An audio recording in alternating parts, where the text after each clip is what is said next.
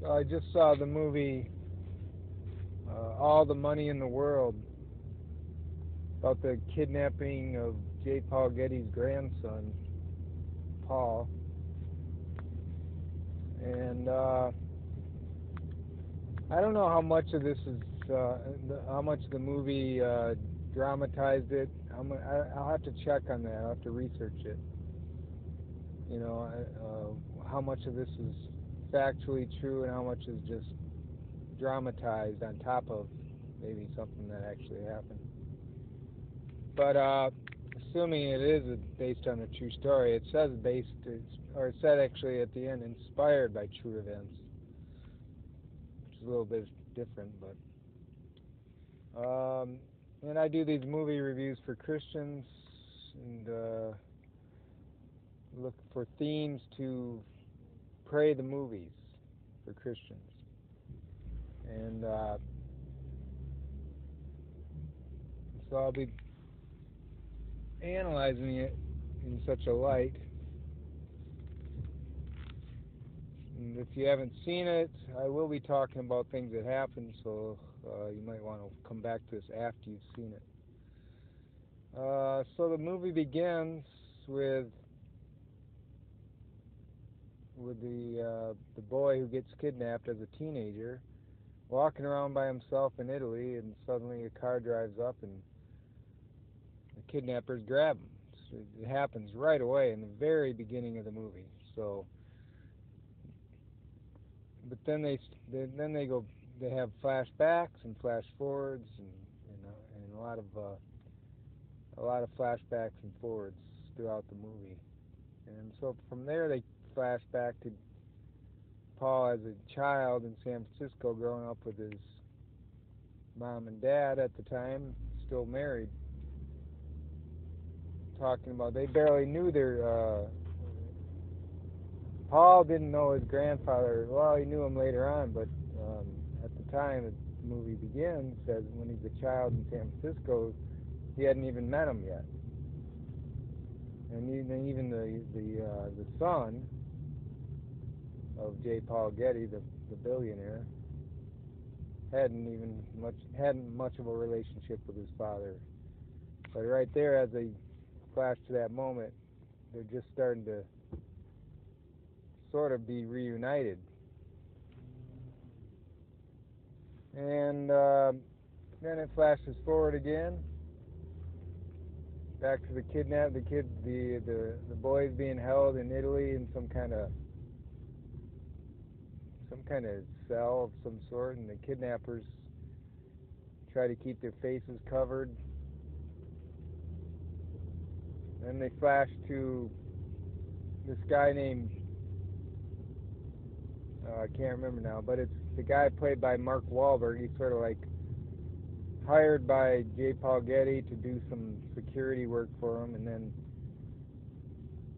J. Paul Getty assigns him to look into this kidnapping, and he becomes friends with the mom, who is now divorced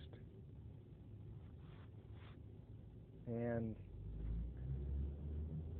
doesn't have much of anything to do anymore with her former husband. And the former husband doesn't even play much of a part in the movie until, I mean, really at all, after the short scene in which he's reuniting with his father in the beginning. That's about it. They show him later on. Apparently he looks pretty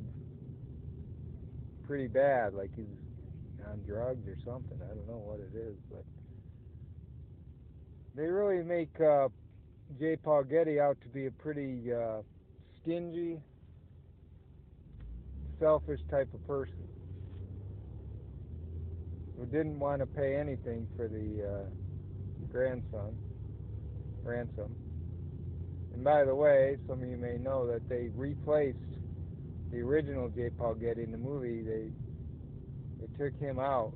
It was played by Kevin Spacey, and they put this guy Plummer. And I think Plummer does a good job playing the part. It's not a very flattering part, but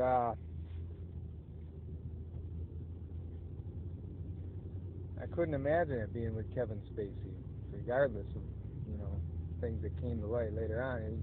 He just wouldn't seem to be the best man for it. But anyways, they really pained this guy Getty, who, as we know, here in Los Angeles, we're all privileged to have the Getty Museum and the Getty Villa Museum.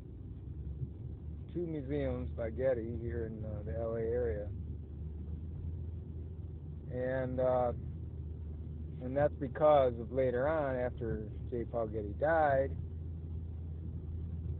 his children and grandchildren became very charitable. But there's not much reference to God. Nobody's praying, you know, for the welfare of the child. But at the very end, they show Paul Getty, J. Paul Getty, the billionaire, holding a picture of the, you know, a $1 million painting of Madonna and child. And apparently, as he's holding it, he dies. He dies with a Madonna and child in his arms.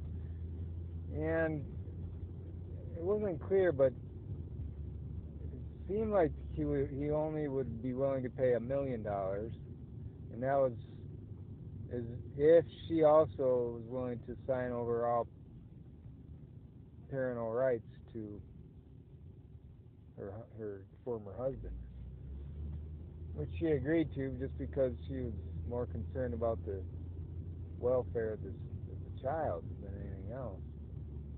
She couldn't wait around. She couldn't hold out. But still, $1 million wasn't enough. So the ransom was $4 million. They had started at $17 million, and they dropped it all the way down to $4 million. And she was going to go with a ploy to give him $1 million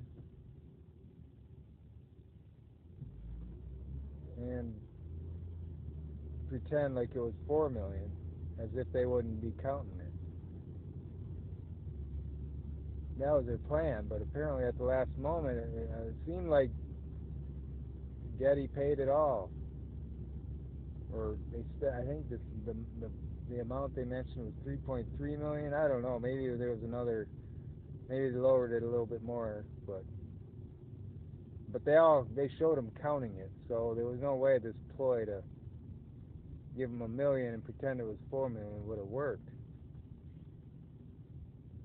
So they get the money, they drop the kid back, but the cops also are watching now, and so they decide, well, now that they brought the cops in, they changed their mind. They went back to search for the boy who was supposed to wait to be picked up by his mom and Mark Wahlberg, but he decided to run away instead. He didn't stay there. So there's this big search and chase, and finally the boy is rescued, and some of the kidnappers are captured, arrested. And what's the big takeaway? You know, it's the movie itself. It was okay. I mean, the intrigue wasn't that great. They didn't build it up the way it could have been. There was no real good soundtrack either. Some parts of the movie there was nothing, no music at all. Later on, I think there was a little more music, but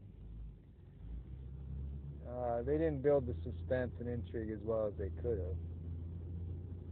have. That's just movie making analysis. But for Christians, you know, one obvious thing is not to be greedy, you know, and put things about life and God higher than anything else. Biblical virtues. Actually, this movie reminded me a little bit about my own grandfather, who was not a billionaire, but he was a millionaire. He had done well in the butter business in West Michigan. which the butter actually went all around the country. A lot of it's in McDonald's. A lot of it, it's in every McDonald's restaurant for breakfast, things like that. So he became wealthy because of that, but also he became stingy. And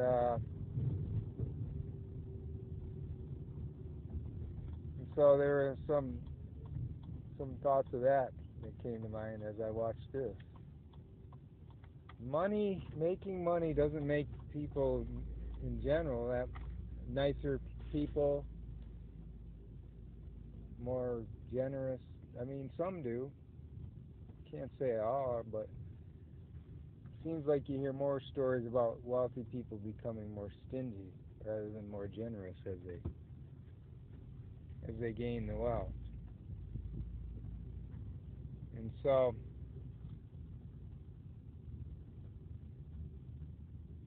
it's an obvious thing to think about and pray about, to be content with the simple things in life, not to be searching for more and more material wealth as if it's going to make you happy, or more status, more prestige. This guy didn't have any friends, did not really any loving family left at the end. And to be content and to be more intense, focused on doing things for God and for the kingdom. And then everything else will fall in place. Not to chase money. Use money if you have it to do good, to help, especially to try to fulfill the Great Commission, telling the good news of Jesus Christ our Savior. And don't chase money just for money's sake. That's the big takeaway. God be with you all and bless you. Hope you had a Merry Christmas. But we're still in Christmas season, so it's not over. Let's keep the spirit alive, not just the Christmas season either, but all year round. Filled with the fruit of the Spirit, love, joy, peace, patience, kindness. Let us keep telling the good news of our Savior wherever we go, baptizing, discipling, teaching. Hear our prayer, Lord, in the name of the Father, Son, and Holy Spirit. Amen.